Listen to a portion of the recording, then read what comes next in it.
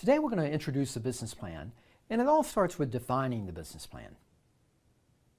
Key elements that we're going to talk about is what is the plan, why write a plan, as well as what are some of the advantages and disadvantages of authoring great business plans.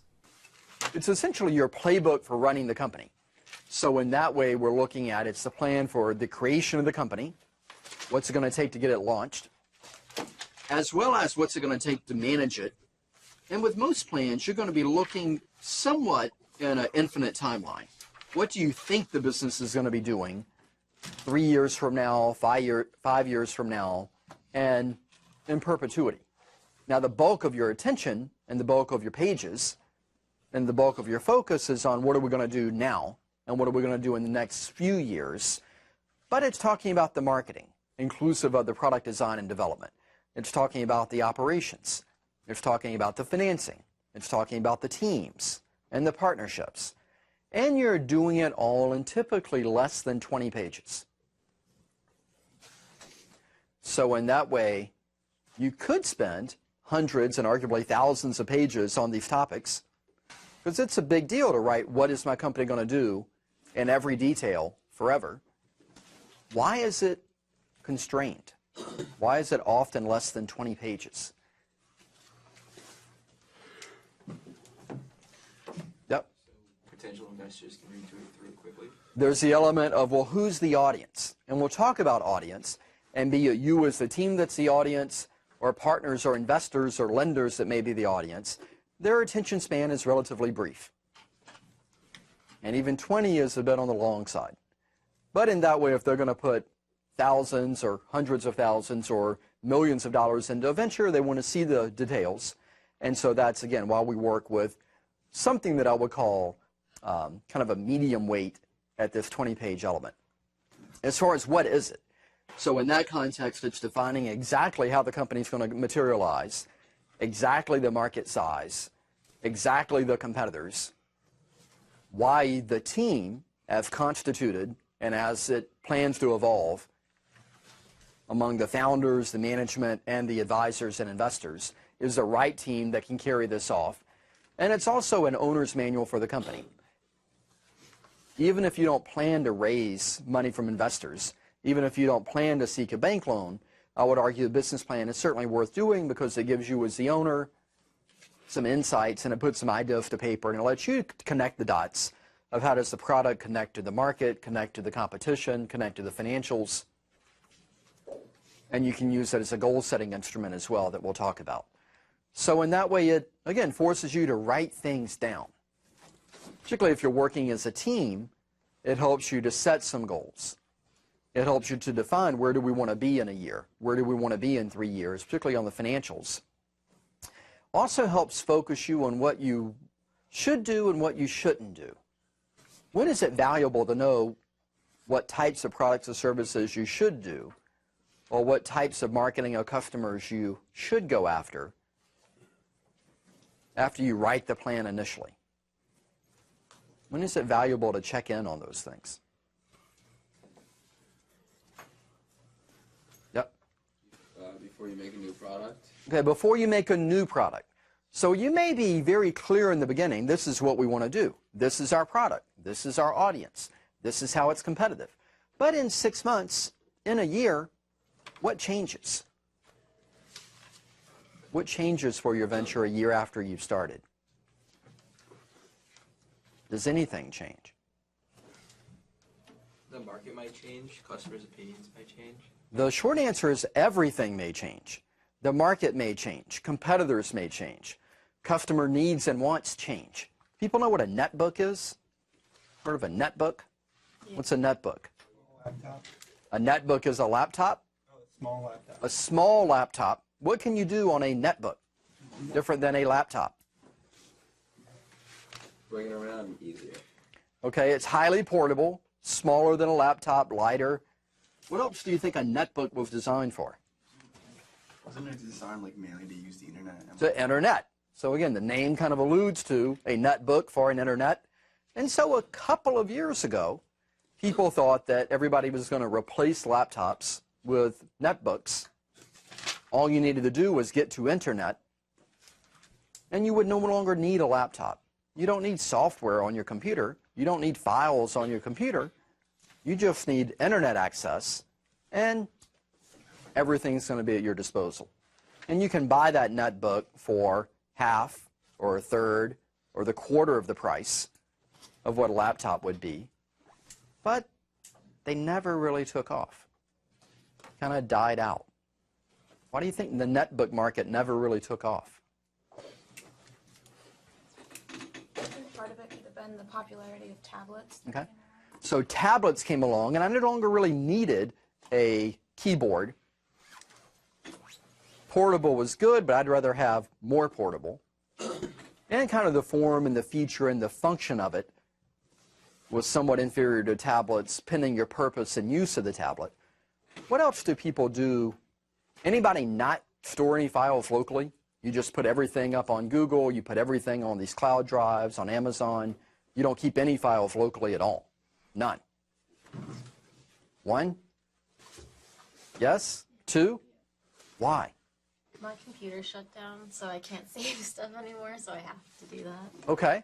So you have some computer issues, some software issues or hardware issues of you can't save files, so you have to store them online. So is that your plan? You're going to do this forever?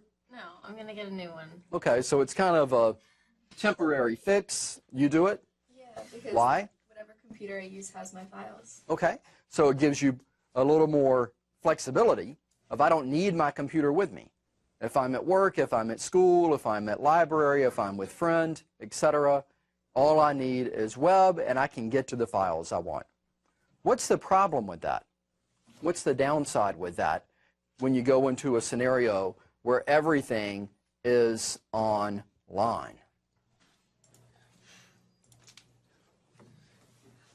What's the problem?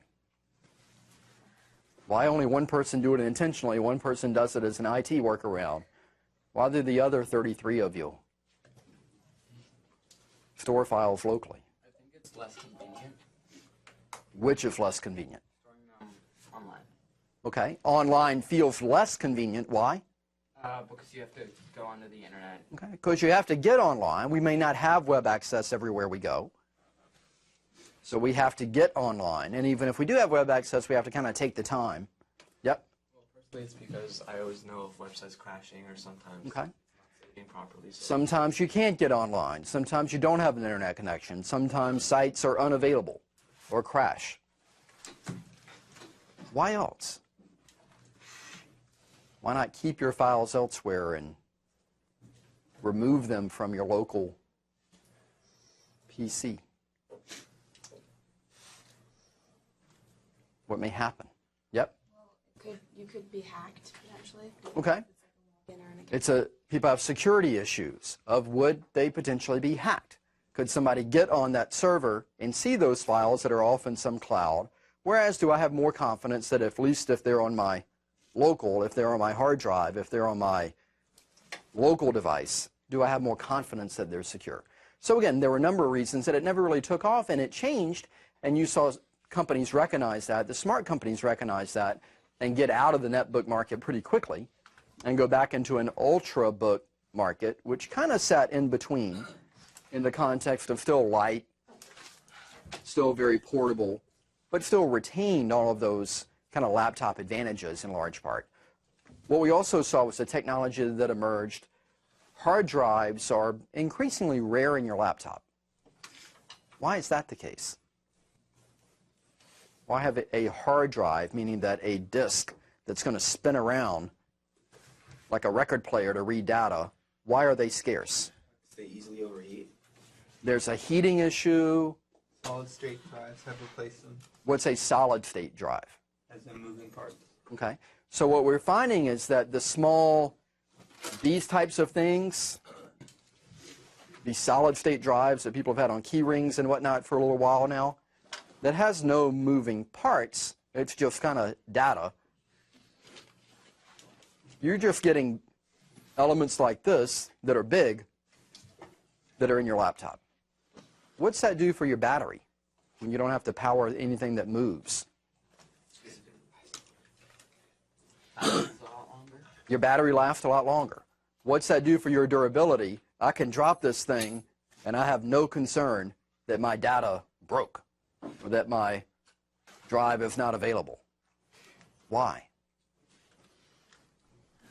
Because like with the hard drive where it's spinning, like since there's small parts, fragile, and it can break. And Small parts. So if you have who has a laptop? Okay. Hard drive? You have a hard drive? Yeah? So you'll hold it up and drop it and you'll be okay? No. Now our friend with a solid drive might not want to do it, his screen might break, but different technology, different durability. And you don't have the other typical failures that you would have when you're working with a device just from wear and tear. So again, different markets, things change. Technologies emerge, operations emerge. And what you see in this context is that business plans would need to change as well. What we see too is that when you have a plan, it gives you some insight and some ability to adapt in time. And in that way, as the markets change, as things evolve, it gives you a plan for what are we going to do about that. It also is very helpful as a communication tool. So in that context, it lets you know, as we're talking with our founders, as we're talking with prospective investors, as we're talking with other partners, what is it we want to say? How do we want to say it? How do we all get on the same page to tell people collectively what we're going to do, how we're going to do it, where we're going to do it, when we're going to do it, what number is tied to that. And so the business plan is where all of that is sourced from. Often business plans required of banks, required of investors. Why does that make sense? Why do they want to see your plan? Yep. They want to know that their investment will work out. They want to know the future. They want to know, what are you going to do with my money? And so in that way, this is your essentially contract of what you think is going to happen based on the monies that they're putting in. And so the plan also will define what is it we're going to do. Now, when you look at a company, they do lots of things. Working from the top, there's some organization, some firms, some employees, some org chart, some structure. And then you move down in the technology, they design things oftentimes. They may procure or buy things. And then when you go to the bottom left and begin to work across, we may build things, we may manufacture things, we may sell and service things, and we reap some level of profit in the end. Do you know of a company that does all of this?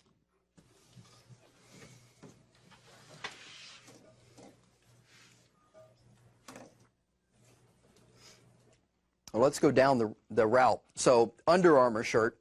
What's Under Armour do based on what's on this chart? Taking it from the top.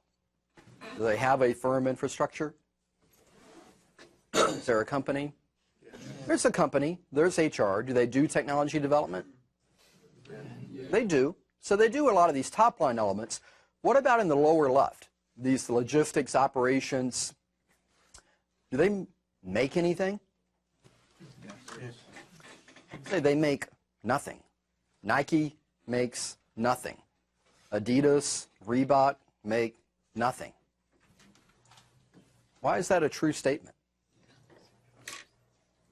Is it outsourced? It is outsourced.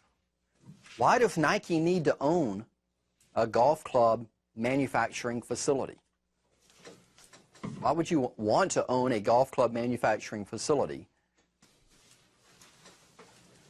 When do people buy golf clubs?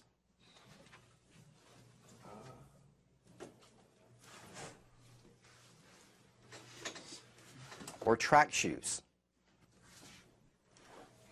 Or tennis shoes? Made for tennis. Yep. When do we need such things? When they're in season. A lot of people buy these types of things in the spring. If you're going to buy snowboarding related things, you're going to buy it late fall, early winter. If you're going to buy swim gear, you're going to buy it typically late spring. Now it varies a little bit regionally, weather patterns, parts of the world, etc. But for most of these firms, they don't want to own factories when they're only using a piece of that production. You also hear elements of low cost of manufacturing. What happens when I buy a plant in a location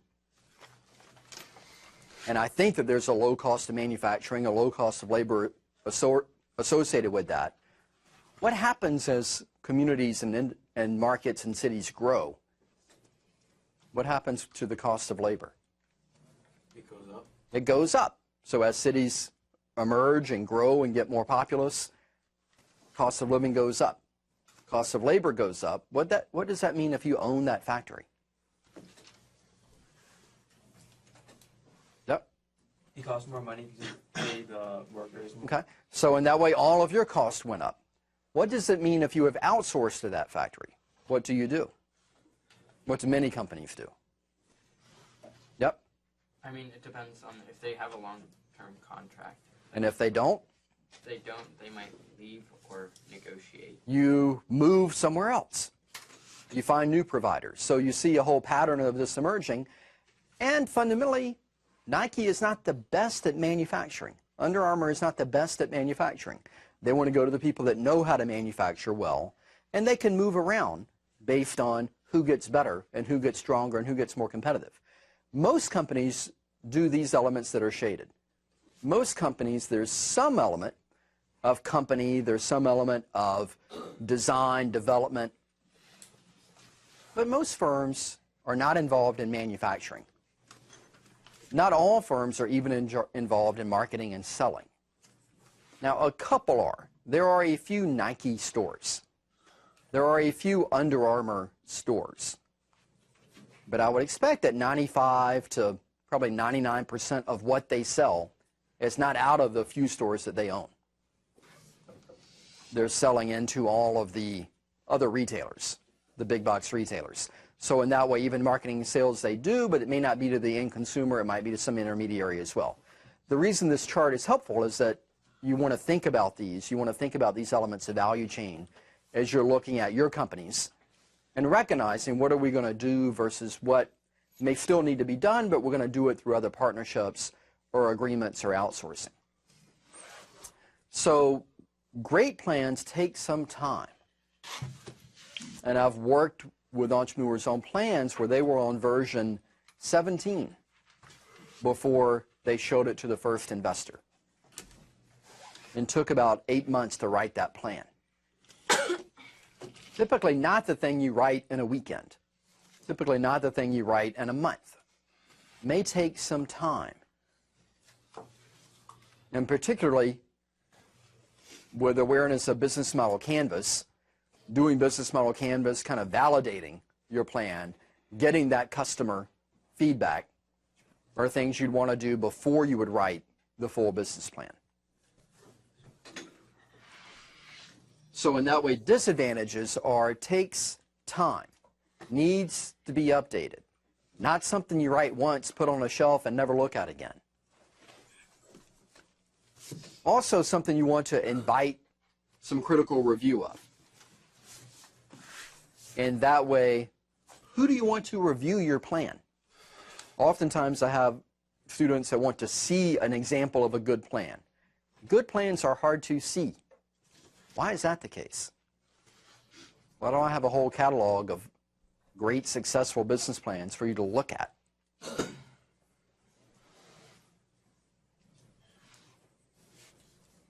Or if you write great plans, are you fine with posting those up on the internet? No. Hopefully not. Why not?